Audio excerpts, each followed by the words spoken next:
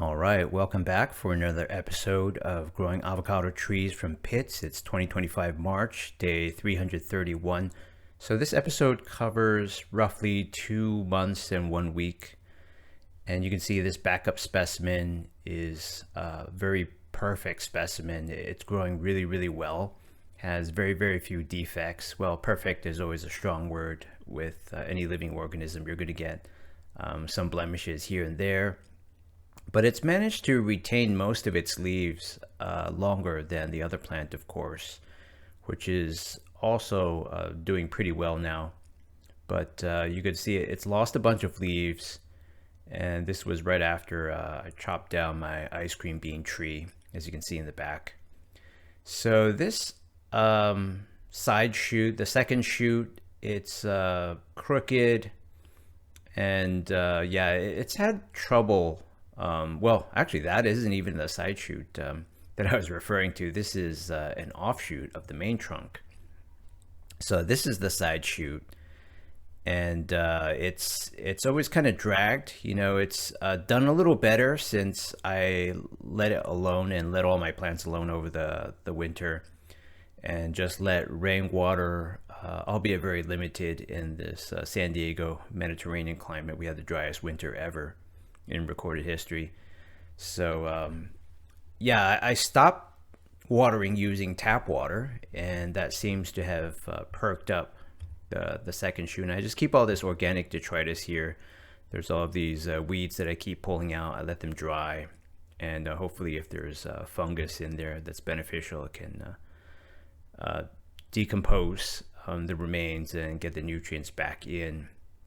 Although I'm sure with all the tap water and chemical fertilizer, Epsom salt, and other things, it's pretty much an environment in which mushrooms that are symbiotic with tree roots can't survive in. Unless, well, I mean, never say never. I mean, it's not like I dug in there and, ripped out a chunk of root to examine under a microscope or something to see if there's a symbiosis with some kind of mushroom hyphae. So that's an idea that I think I could enact at some point. I'm always just kind of busy with other things, and this is mostly just a hobby. I like documenting things, but it does take quite a while to assemble all the footage, to film all this. I've reduced the maintenance for my plants considerably by not using all this chemical fertilizer, because back when I was on schedule, the instructions for Miracle-Gro say basically dilute it in a certain way, and then use it to water every week or every 2 weeks. So that's a brutal amount of upkeep, and really, plant growing should be just very relaxed and enjoyable. So that's what I've been doing in 2025, and it seems to have done wonders, as you'll see by the end of this episode. You've already seen, if you follow my channel, the lemon tree update. So that recovered quite nicely, and I'm really looking forward to that growing to all-time highs in terms of size very soon. It might be there already. But yeah, it's already been, I think, like 2 weeks since that update. So yeah, I mean, you can see here, I'm using RO water, actually. I have a countertop reverse osmosis system, and it takes forever to even fill up a 2-gallon jug like this, because there's a tank for this countertop system that I have to keep swapping out, pouring out the concentrated tap water, and then pouring in new cold tap water, and then it takes 5 minutes to make probably like 1.7 liters. So yeah, it's a real process. You take the whole afternoon just to shower these all my pots with 2 gallons of RO water, but I already had plans in motion at this point to get an under the kitchen sink RO system that could produce a very high quantity of water at a very high rate. So I was just waiting for the water to soak in there. So my thought process at this point was basically, We came off a very dry winter, but there was some rain in March. And yeah, by not using tap water, I was not contributing to the further salting of the earth, so to speak, for the cocoa coir. So using tap water just salts up whatever growing medium you have over time. I think this is actually a huge problem that virtually 100% of plant growers, in pots at least, are overlooking. And even for large trees, you can imagine if you keep using tap water, you might have an irrigation system set up. The minerals will just keep building, because San Diego tap water is super hard, and I live in Carlsbad, which is especially hard. So it's basically unfit for human consumption. Oftentimes, you'll get 400 to 600 parts per million of dissolved solids. A lot of that is probably... So this is my new water drop system. I'll show you under the cabinet. So a friend of mine helped install this under the sink. Really all you need is to drill a little hole into the drainage pipe, and that's where the concentrated tap wastewater goes. But it's not like super concentrated from this system, but yeah, you can see the 11 there. It looks super bright on the camera. That's the parts per million coming out, if you believe in that number. But I have no reason to question it. I do have a parts per million total dissolved solids meter, and I have a pH meter as well. So yeah, the idea is I've left these plants alone in my front yard for all of winter. Well, at least most of it. And then there was some rainfall, and I stopped using tap water. I stopped fertilizing. So it's at this point, if we're thinking this is March, this clip, then yeah, it's already been probably like 3 months of no fertilization. And the rain will have washed out a little bit of the fertilizer, but in a pot like this with an internal reservoir, there's going to be an issue trying to flush out the fertilizer, Epsom salt, all the magnesium, calcium from the hard water. So yeah, that's what I was talking about before. It's like the water here is super hard, and it's alkaline. So plants, most plants like a pH, soil pH of like 5 to 7, and rainwater, which is nature's distilled water, has a pH of about 5 to 7. And yeah, so if you have an alkaline soil or growing medium due to using tap water that has this all ties together. The alkalinity of the San Diego Carlsbad tap water can be from around 8 pH and then 9 maybe in some places in Carlsbad, although I don't think that's the case here. I did measure before. I don't have footage of that, but it was like 8.2.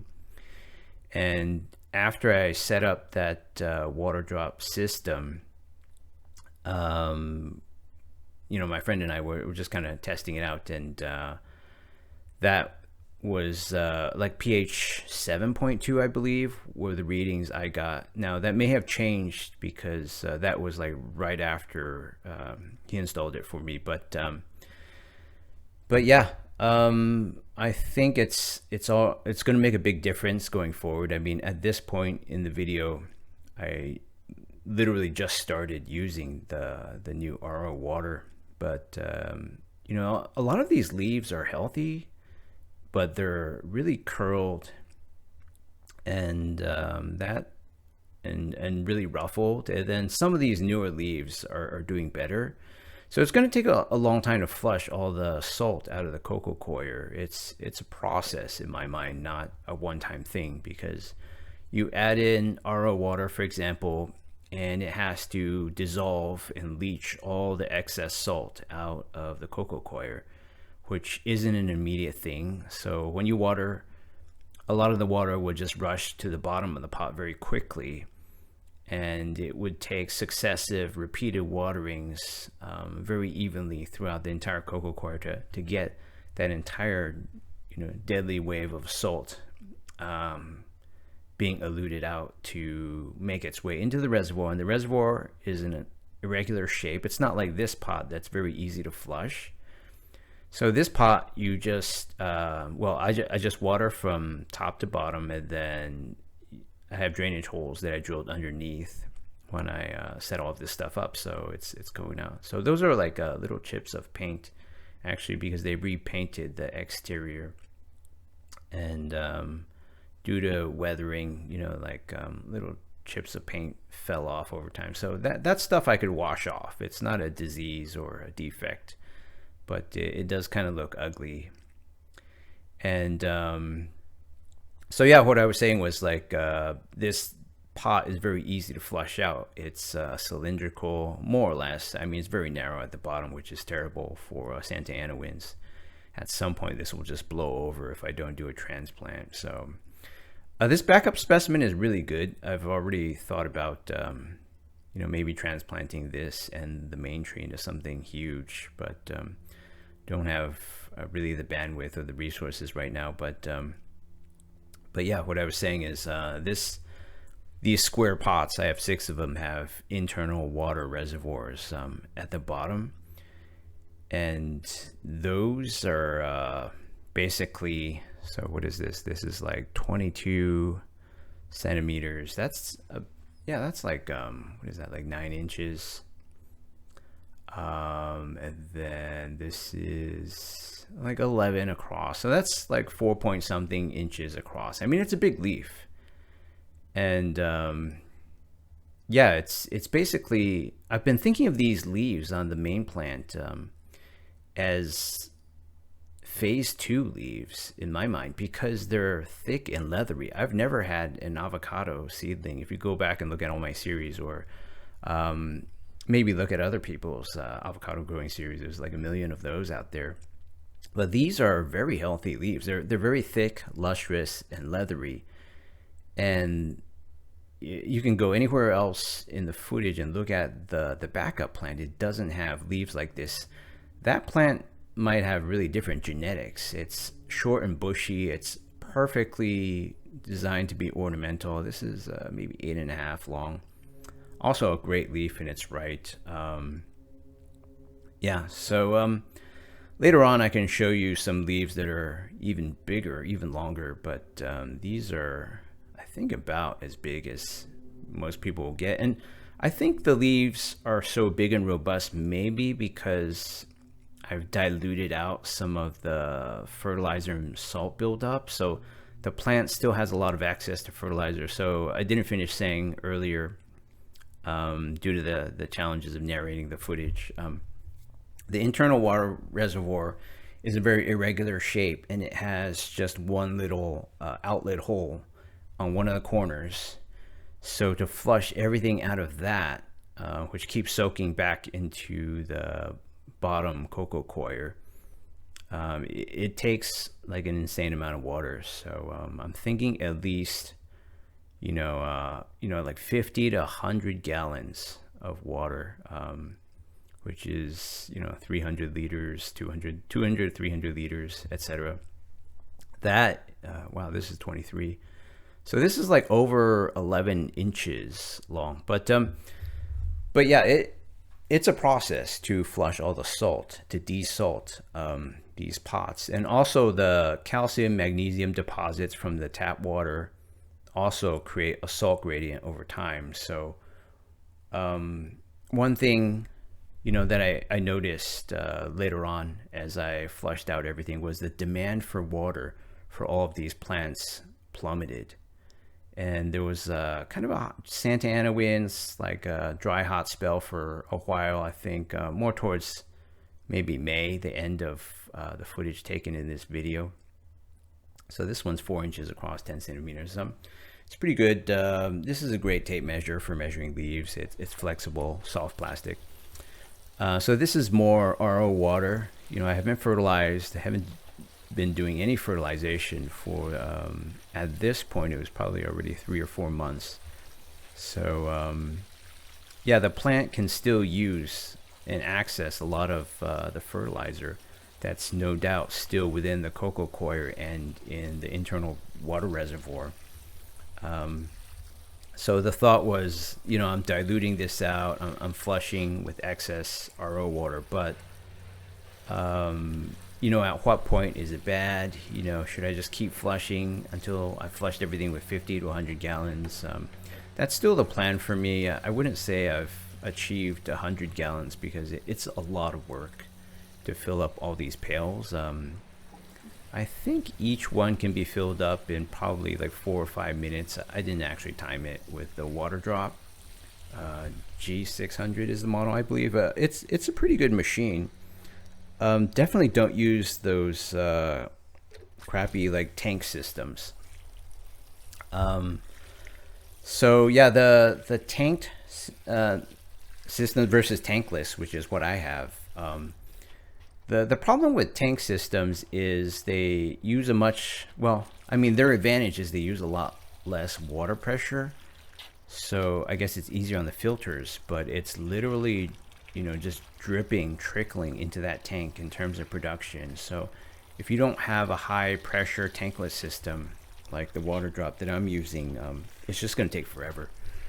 So, yeah, there was a big box store where I went in, and I'm thinking, one of those home improvement places. And I talked to a woman in the appropriate department because I was like wandering the aisle, and she came over and she referred me to a third-party service. And I'm not going to name any names or brands here, but basically I was kind of appalled in hindsight because on their website they had, I don't know, dozens or maybe even hundreds of reverse osmosis systems, and they were even cheaper than what I saw on Amazon. So I was pretty excited. I'm like, oh, no, why not go to a real store and get a consultant to come over to my townhouse here and take a look and see what's like a good option to install for cheap with high water production rates.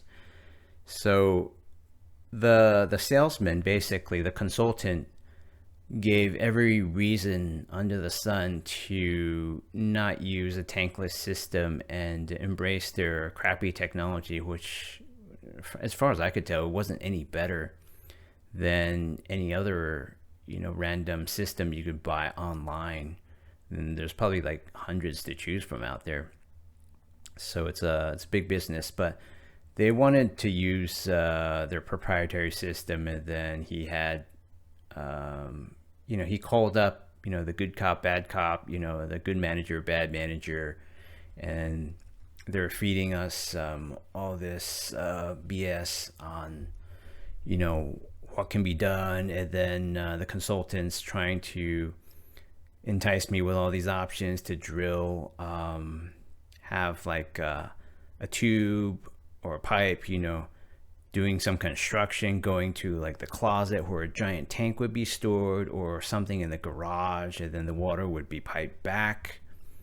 It was just to sell their $1,300 system, which was a total ripoff and would only produce something like 8 to 10 gallons a day. Like, are you kidding me? I can't be watering plants with such a tiny amount. So it was a total scam. I was really, really appalled and disappointed that they would try to pull something like that, because I said, I got to be honest, I saw the listings on your website.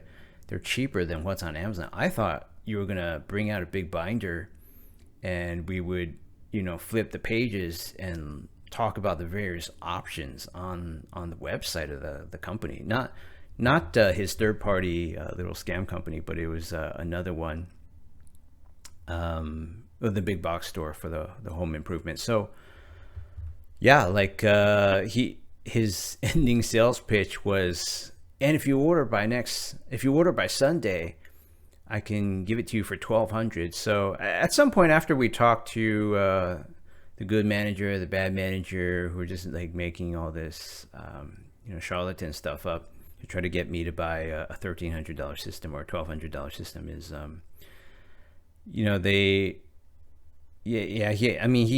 after that, I mentioned the tankless system, the water drop that my friend was using already, had been using for a year. And then he's like, yeah, why don't you call up your friend? So I think he thought I was bluffing. So I called up my friend, and the phone volume was loud enough that he could clearly hear the conversation from coming out from the phone from my friend's end. So yeah, I mean, my friend was saying, yeah, it's great. You know, there's no downtime. As soon as you turn the little spigot, the faucet, it comes on. You know, the water pressure doesn't decrease. There's no wait time. You can produce as much water as you want. And we talked about all the details. And I bet the consultant who was here to con and insult me, I think he realized that backfired big time. So before I continue on that story or talk about other things, yeah, I'm just trimming these undesirable offshoots. So I sort of fixed the problem with the turgor pressure where everything sagged by not using tap water anymore and not salting the earth further in this pot. So it is kind of a waste, but I mean, this is the kind of thing that people talk about in the very beginning of this series and many other series I've had in the past, which is just snip prune the, basil, second shoot. That's not the main trunk because it's just going to suck away resources. So I've been very loath to prune and do things like that in the past. Certainly people recommend that with fruits and things like melons, which I haven't grown for since the beginning of the channel. But yeah, I think this just looks better. I mean, what I was going to say was by using RO water, by relying on rainwater, and not fertilizing, not salting the cocoa coir anymore, what happened was those things perked up, the two shoots that I just snipped off, because they were sagging really, really badly. And this all makes me think of the Cadota fig series that I started 3 years ago, roughly, in 2 months. So that was the one that I started simultaneously with the ice cream bean and the Alfonso mango. So the problem with all of those really is like the ice cream bean was very robust and the branches would still sag. So if you go back and look at those series, the Cadota fig was sagging like crazy. And then I even had one commenter go say something like, oh, why does it look so hideous, or why does it look like that, something to that effect. And I immediately understood what he was talking about, because it's like, how come nothing can stand on its own? And my reasoning at the time in the previous 3 years was that plants grown from cuttings will just sag like that. But it's actually this is my countertop system. It takes forever. So I've actually been double filtering the water from the new reverse osmosis system, the water drop, into this, and that's why the numbers are so low. But you can see on the screen, it was 3 parts per million of dissolved solids coming out, and this is 10. So it was 38 going in, 3 coming out, but that was just because I hadn't been using it for a long time. Later on, it got to like 23/3. So yeah, I'm going to make a pesticide, fungicide, miticide kind of spray here. So I have Spectracide, Malathion, Immunox is against fungicide, and then I'm just adding arbitrary amounts because this stuff is all like poisonous, toxic, right? So you don't want to necessarily be wasting all these like disposable measuring cups and things like that. And this is Physin 20. It's something that a viewer recommended a really long time ago, and I was kind of scared to use for the longest time because the warning labels are a little frightening. So yeah, I'm just using this far away from the sink. I'm using one of my 2 new watering cans to fill this up, and 4 gallons for this backpack sprayer is overkill anyway. I don't want to do 4 gallons, so I'm doing like 1.75 to something like that, which comes out to be like 7 liters, maybe 8. So yeah, then I just cap it, slosh it around, go out there and spray. This backpack sprayer is it's awesome. It's really fun. But nowadays, I'm just going to use it for pesticide. So so yeah, be careful if you go to a big box store, home improvement store, and you're talking to these consultants, and yeah, they seem nice. Well, the people in the store aren't consultants, but I didn't realize this third party would try to do something untrustworthy like that. Basically, I would have ended up with a crappy reverse osmosis system that has a huge honking tank underneath my kitchen sink cabinet, taking up all that space, and it would only produce like, I think he said a third of it would have to be airspace too. So like a 10-gallon tank would only have 6 or 7 gallons of reverse osmosis water, which would take half the day or the entire day to produce. Just completely ridiculous. A very stupid solution, considering I outlined my needs, and then here they are like trying to immediately talk about all this construction that needs to be done, and pipes and tanks, and yeah, it was just really outrageous. Huge ripoff. So yeah, this is what I mentioned before in the subtitles. I'm gonna flush everything. I ended up flushing about 40 to 50 gallons, and I'm saying this as of mid-June. And I know that this grinds people's gears too, like when I water the leaves too, and I'm trying to get off all the dust, and actually there's another purpose too. Spider mites don't like humidity, wet environments. They like the heat, the dry heat, of Southern California, in this semi-arid chaparral environment, Mediterranean climate. So by watering everything, you provide a more unfavorable environment, and you also wash off all the annoying bugs. Although I will admit that most of the spider mites are going to be on the bottoms of the leaves, but there's no real easy way to water those and spray them off unless you use a garden hose. My spray nozzle, shower wand. I can actually turn the shower cap. It's adjustable on this to spray kind of upwards, but it's a limited effect. I mean, it's not the same as using a garden shower wand. But yeah, it's just like I have 3 watering cans right now, and this light green one is the old one, so this is now my least favorite. It does pour very fast, but you can see as you pour, you get this stream of water falling to the bottom, which will often dribble on the uppers, the tops of your sneakers. So that's annoying if you're not wearing waterproof stuff. And plus, why do you want to get splashed anyway and waste the water? So yeah, this is it's quite a process, and it takes a really, really long time. But I think if any plant is done being flushed, if any pot is done being flushed, it's this one actually. And you can see how good this plant is growing.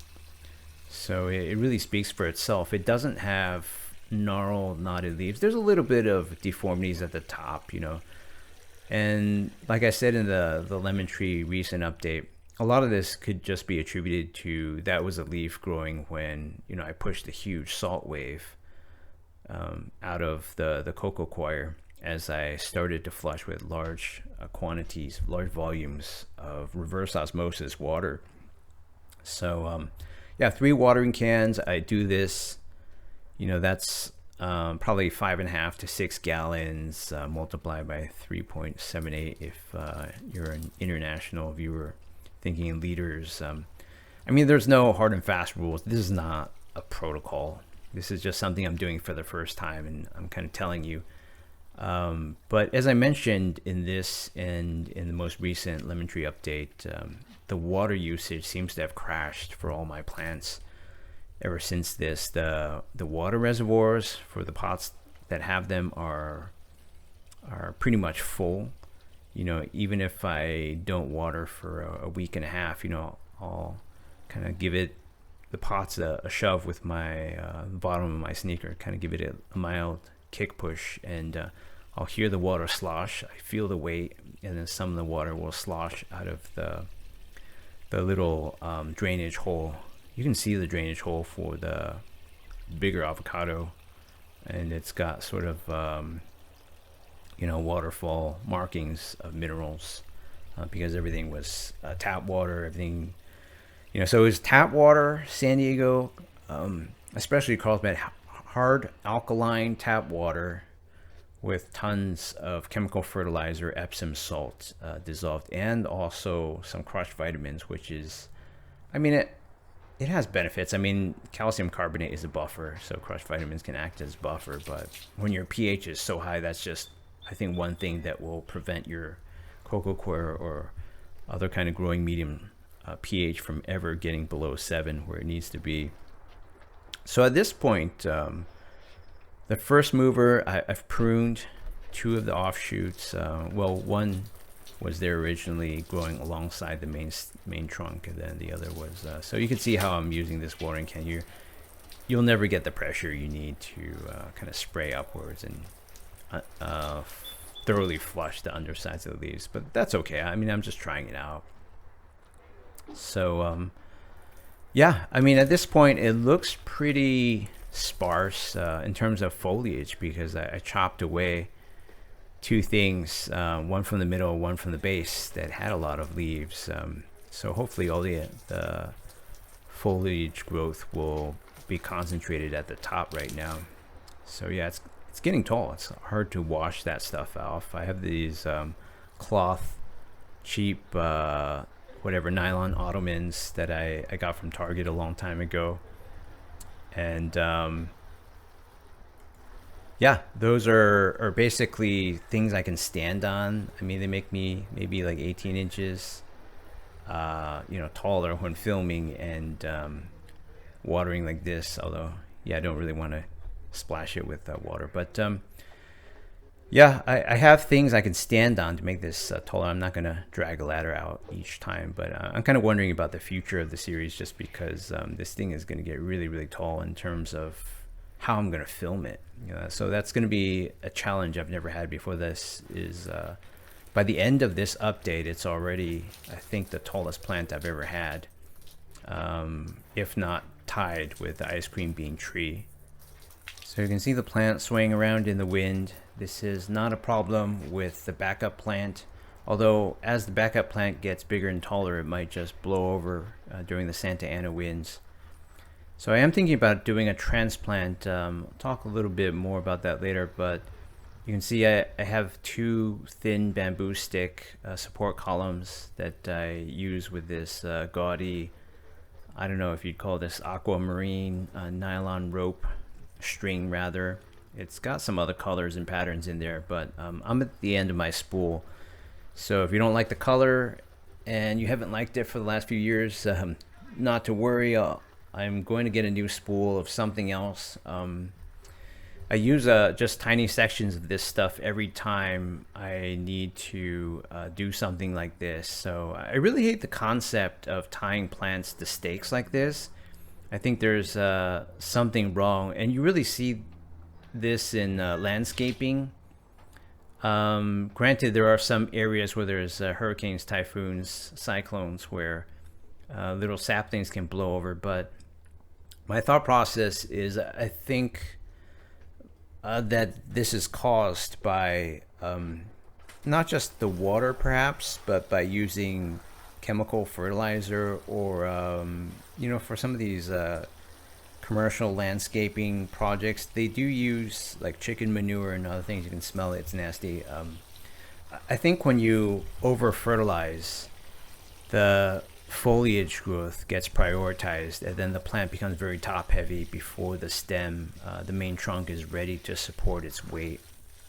So that's one of the reasons why it happens. And when the growing medium is over salted by excess fertilizer, whether it's chemical fertilizer or even organic fertilizer, what happens is the plant can't get enough turgor pressure because it has to draw water from a very salty base. So it has to draw water from a very salty growing medium, and hence there's not enough water going in into the root system just by passive diffusion uptake, which is how the roots are supposed to work. So yeah, that the earth is salted essentially, and that's why there's no turgor pressure. That's why those two, the middle offshoot and the bottom offshoot from the base that I trimmed off earlier, that's why those were sagging so badly early on.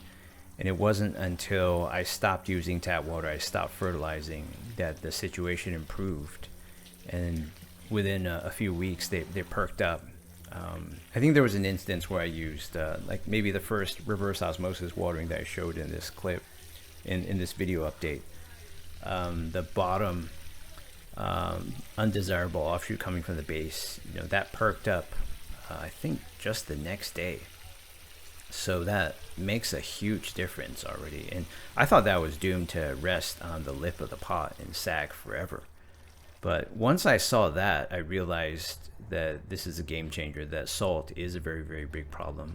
The total solute concentration, whether it be the calcium, magnesium from the hard tap water, the Miracle-Gro all-purpose plant food, even if you don't think of everything you put in there as a salt, anything that can dissolve in water, essentially, usually a salt, will increase the total solute concentration. So the plants have to work really hard. They just can't pull enough water from that kind of a very salty growing medium. So I think the reason why, as I said earlier, that my plant water usage crashed after weeks and weeks of watering like this, like 2 months of watering like this, was because I flushed everything out, and essentially the plants were now getting the water they need very easily.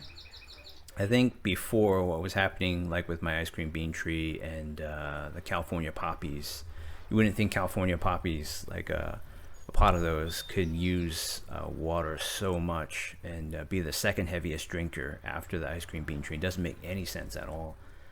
But my theory is that to pull water against a very strong salt gradient, a very concentrated salt gradient, like, all the plants essentially have to waste extra water. And the exact mechanism, the biophysics behind that is beyond me at the moment. This is just a theory, but I think when you're growing stuff in very saturated salty mediums, that's just what happens. The plants start to waste water like crazy, and there's no way for them to get rid of the salt, right?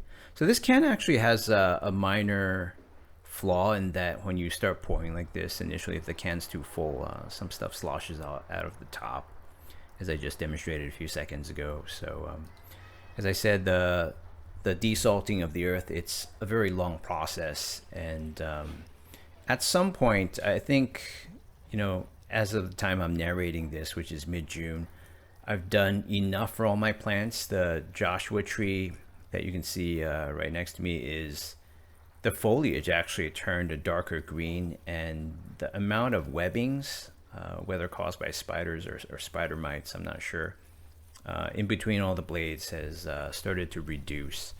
I hate looking at that stuff, so I always take a twig or a cut blade and get rid of all the webs.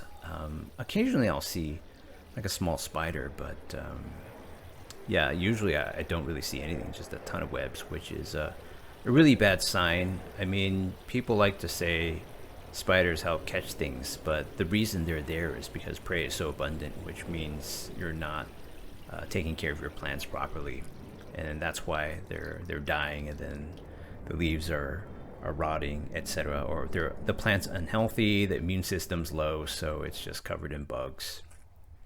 So yes, even the Joshua tree can have some issues unchecked. So yeah, I've been using a lot of tap water over the last 3 years, and I stopped, in the recent, it's been almost like half a year, and it's started to really impact my plants. And you can see it's pissing clear here, so that means there's no rot inside, there's no stagnant water, because I don't really like it when the pots piss brown like that. So yeah, you can see some of this stuff, I'm sure I've showered it, and it's just like paint, spray paint from the painters of the building that probably just dried out on the leaves. But no matter. I mean, eventually all these leaves will be replaced, and the aesthetics will improve. Although, yeah, you can see the aesthetics of this plant are masterful. I mean, it's just really, it's the leaves coming out are so dense from the shoot apical meristem, and I thought I saw like maybe signs of spider mites here and there, or aphids rather. You can see some webbing under some of these older leaves, so all signals that there's a lot of pests that spiders are looking to get rid of. But yeah, sometimes you see a lot of thick webbing. It's actually from spider mites, which is far more disturbing than being from spiders. And yeah, I mean, how many webs, sheets of web are you going to see from just one spider? Usually not a lot. It really depends on the species, but yeah,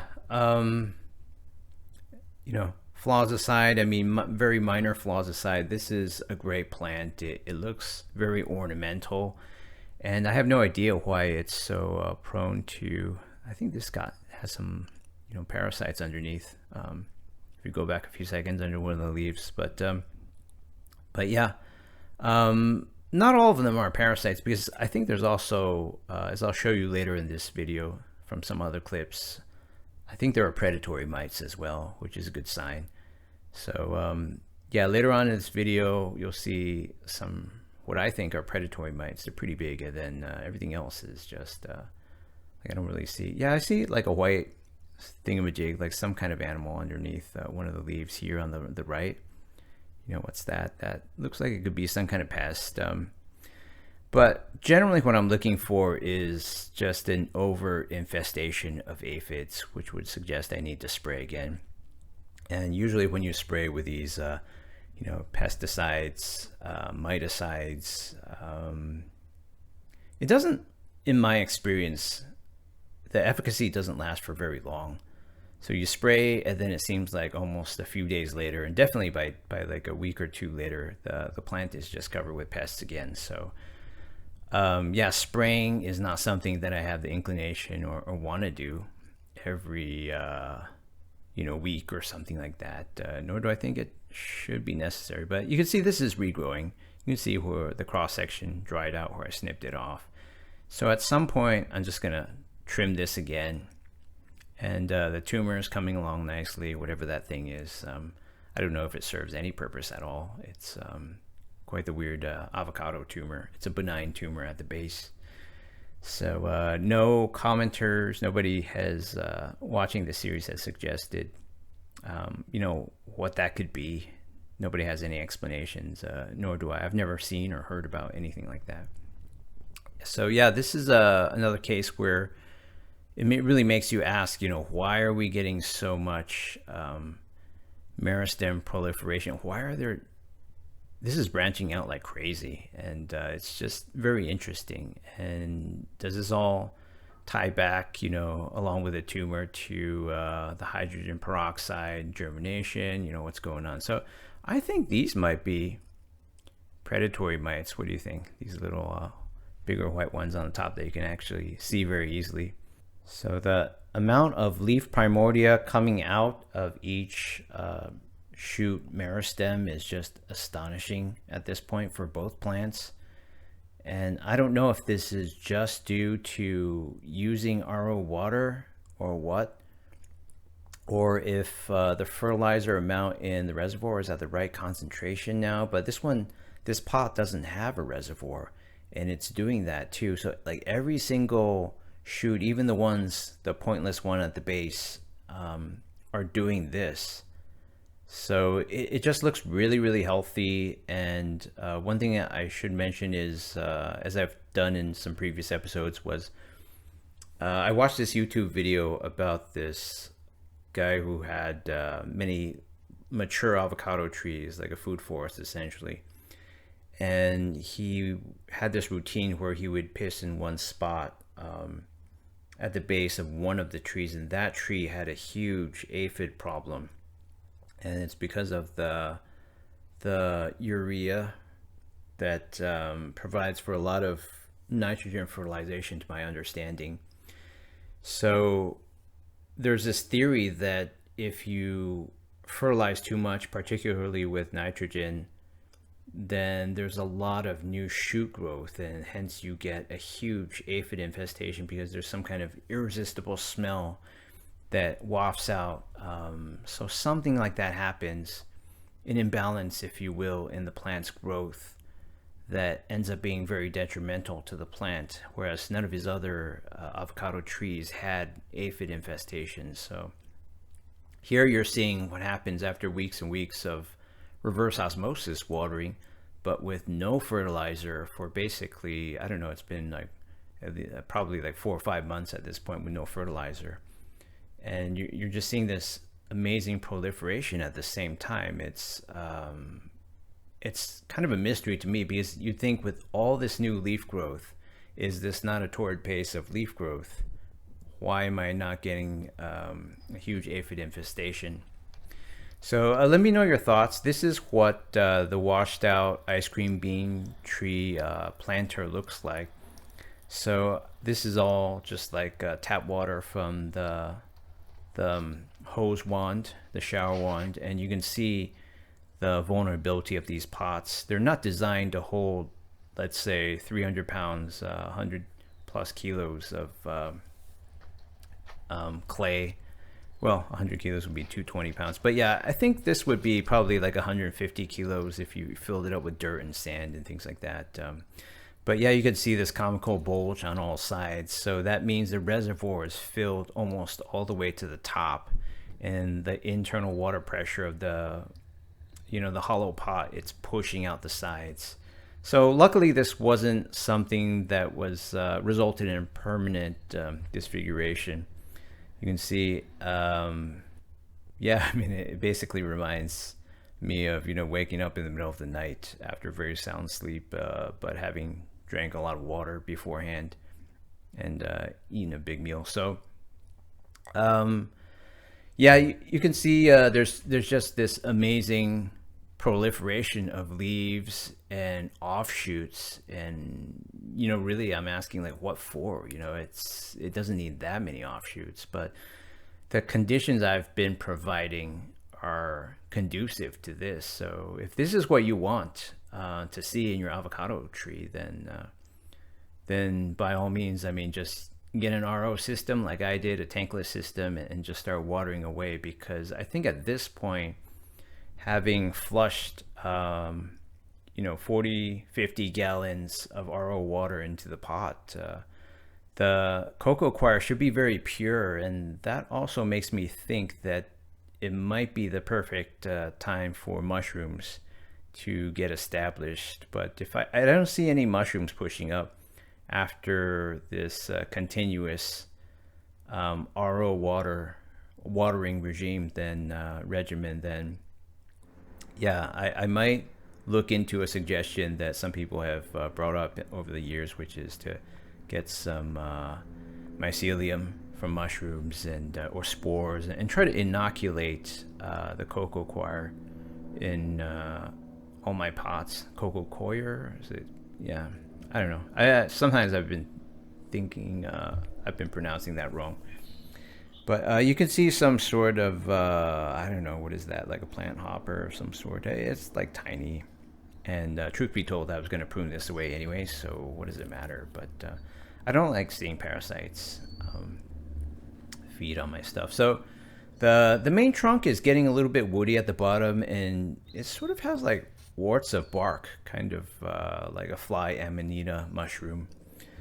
Except it's obviously not that bright red like a Mario mushroom. But my plan was to just keep using RO water until that stem gets thicker. And it seems like my plant actually hasn't gotten that much taller since I stopped the Miracle-Gro fertilizer. So I think what chemical fertilizer does is, yeah, it can used properly work some miracles sometimes. But I'm beginning to think that, my, I don't know how many years has it been, 13 years of, maybe 12 years of plant growing, of which, I started with the store-bought defaults, the potting mix, Miracle-Gro potting mix, Miracle Grow chemical fertilizer. And what has that gotten me besides a lot of failed plant series? And now I'm using coco coir, which,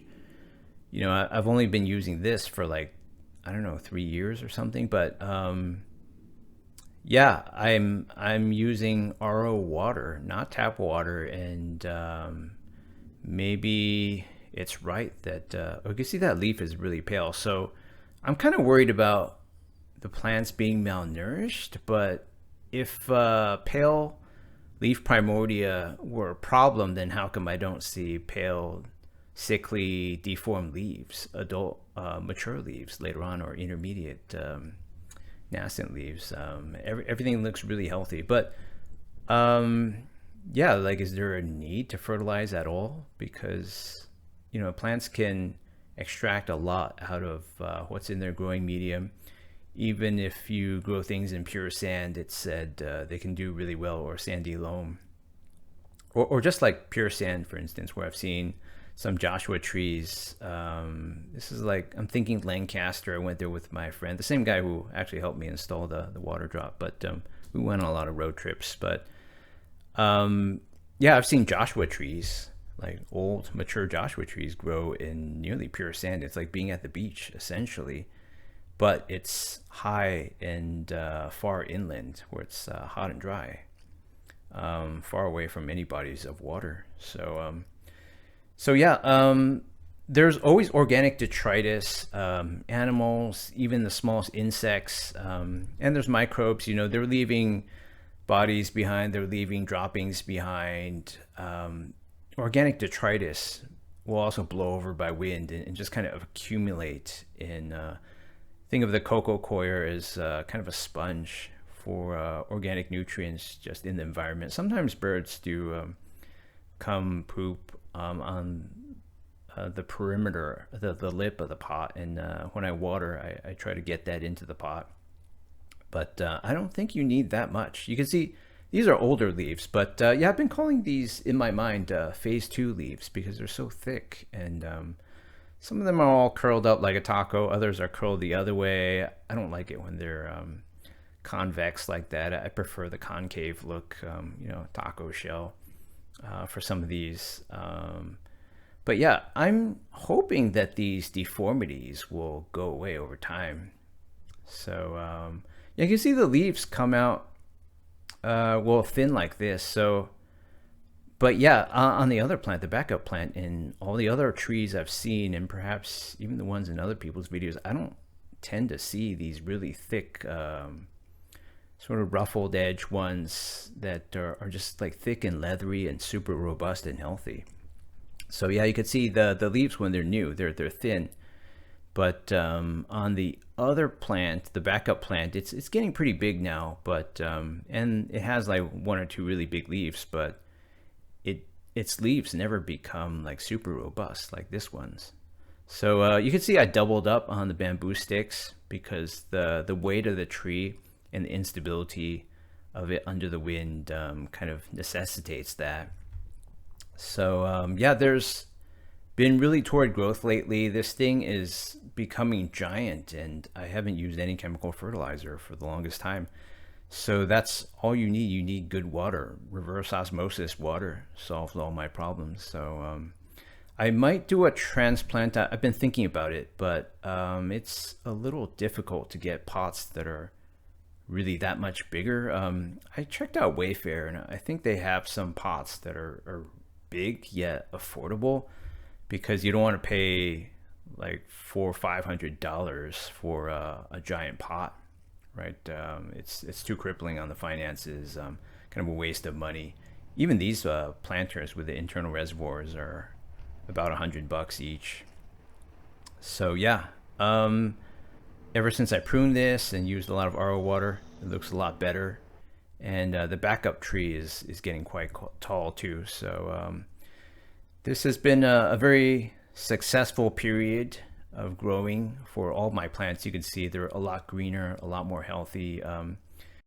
So this concludes this episode. Thanks for watching, and please stay tuned for more updates.